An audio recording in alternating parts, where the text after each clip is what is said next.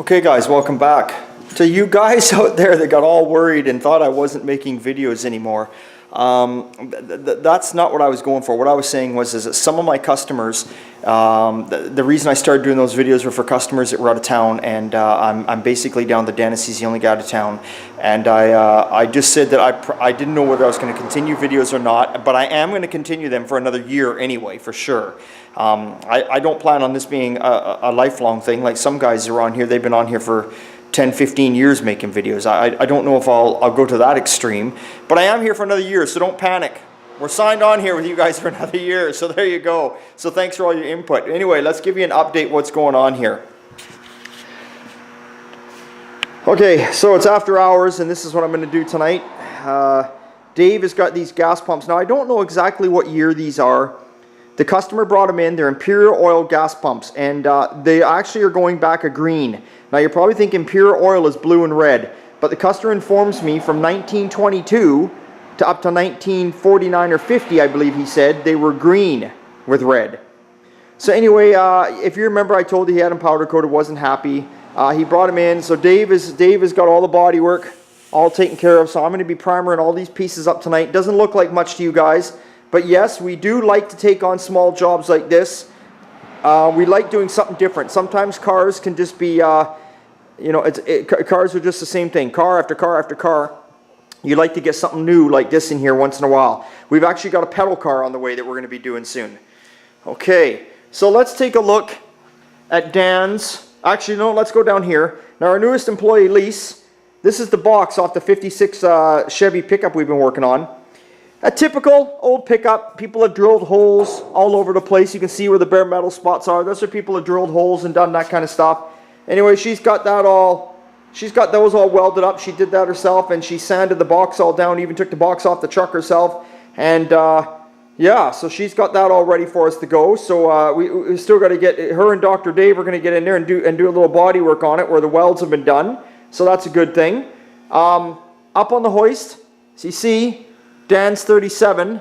Let me lower this down. I'll be right back, and I'll show you guys what's going on with that. Okay, I dropped Dan's car down as low as I can because I got Norm's box underneath there. But you can see we've got all the body in primer now, and we've also gotten in here because the floor work was all done. You can see all up underneath where the dash should go, everywhere, firewall, floorboards, everything.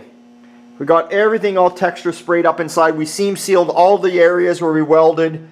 Everything has been texture sprayed. It's looking awesome. It's going to be quite the different looking car to Dan when he sees it. Get around here. So there we go. So it kind of gives you, sorry guys for the bad videotape. It's up on the hoist. Like I say, we're getting a little crowded around here. But it gives you an idea of what's going on with that. So the bodywork is in its first stage. As normal, like you guys heard me say 100 times over. Dave has all finished it off in 80 grit. And it's got its first good couple coats of filler primer on there. And from here it needs a good blocking and then a final primer. But the worst of it is over. The worst of the bodywork is done. So that's a good thing. We'll get you back in here. You can see it actually is starting to look like something now. It's starting to look like a car.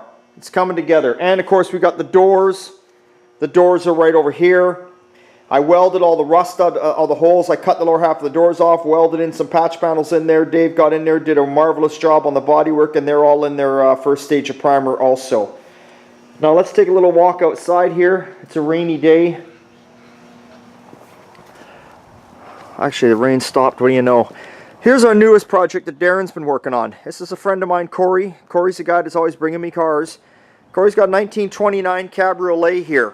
I believe it was probably restored back in the 80s or the 90s. It's a turnkey running car, all stock. Corey bought it, but it's got some wiring issues. You know, these old cars, whoever had it, let's get around here, they just left the wiring alone in it and just drove it the way it was. So Corey had a few problems with the wiring, and the next thing you know, the car wouldn't start no more. So Darren's in here, as you can see. He's got wires laying here and there. Let's see if we can open this up. Not much to these cars, guys. You know, there's not much at all. Just Darren's trying to utilize as much as the original wiring that he can with the cloth on it, and this is in very good shape. So he's trying to keep it as close to what he can for originality. Now you can buy this wiring now. You can buy this. It's beautiful. It's expensive, but you can buy it. This is what was in the car. This is in good shape. Whatever other wires are no good, we're just replacing it with your typical modern wire and tape it up. Because Corey's not doing a purist restoration on the wiring. I mean, you never see the wiring anyway. He just wants to know that it's not going to catch on fire. It's going to be safe, going to be neat, and everything's going to work. Wasn't much in these cars. You got an amp meter gauge. You got headlights. You got a horn. Obviously, you got your wiring that runs to your coil and your distributor for your power and your starter and your battery cables. But other than that, you don't got much more. One brake light and that's it. No signals, no heater, no radio, none of those conveniences. But it's a pretty cool little car here Corey's got. Give you a little walk around here. The top does fold down. Close that up. Let's get some lights on in the shop here.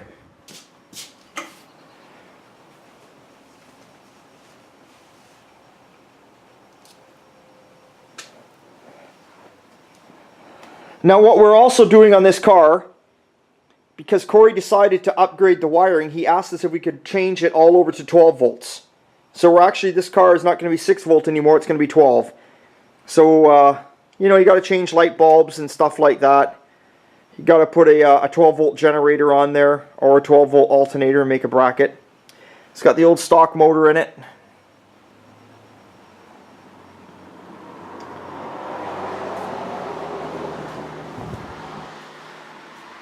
So this is what Darren is working on. Something a little different.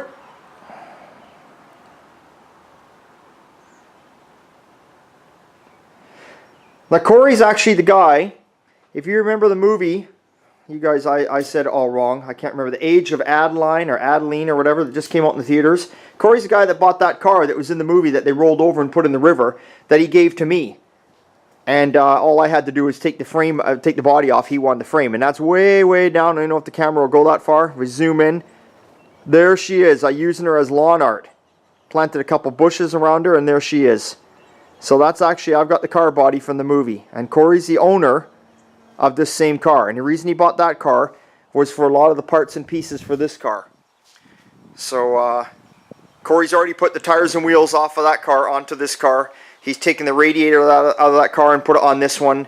So he's taken a bunch of parts off that and put it on here. Now if we quickly do, there's a little Chevy that Darren finished up wiring. Customer's coming for it tomorrow. And about the only other thing I can show you on Norm's truck that I was working on here was today, it's kind of dark in here, was today I cut off the cab corner. And this is the hidden factors that, you know, you always have to phone customers up and let them know. You give them a quote because you can only see what's on the outside. But this is the inner cab corner. And of course you can already see where I've cut it. I've cut it out here and cut it up here. It's all solid here, and I've cut it here. I got to put a patch in here. Like I said, Norm doesn't want to get carried away with this truck. Normally, if you're probably doing a full frame off restoration and doing a, you know, absolutely gorgeous job, and the customer is extremely fussy, the idea would be to cut this corner off right up in here, and you can buy these, or you can even fabricate it yourself. It's not like it's a big deal. But you know what? This is solid.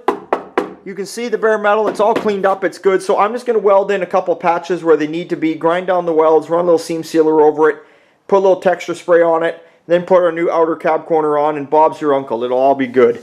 It'll never rust in our lifetime, and you know, I mean, the only benefit of putting a new inner cab corner is it would be all one piece of metal rather than his that's going to have the original one plus 2 patches welded in.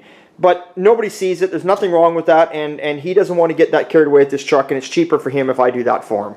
And that's what it's all about, is trying to help him out. That's what he wants to do, and that's how we're going to do it for him. So there we go. So, look at this. I'm walking on concrete. These are the 2 bays that were gravel before. Not that you guys care, but anyway. So, there we go. Our 29 Cabriolet, Norm's truck. Chevelle is rolling in the shop tomorrow. Chevelle is coming in, 265 Chevy if you're out there. We're gonna have your Chevelle in the shop. We're gonna be putting all the side glass in it and getting that taken care of because everything's painted around the edges and lips, so we want to take care of that. I don't know what else to tell you. I gotta take a shout out here. to one of my YouTubers. I got actually right into his channel. Haven't heard from him for a long time. Tim from Tim's Man Blog. Tim, are you out there? Where are you? You were one of the funniest guys that used to write to me. I used to look forward to your comments all the time. It's been around 7 or 8 videos since I heard from you.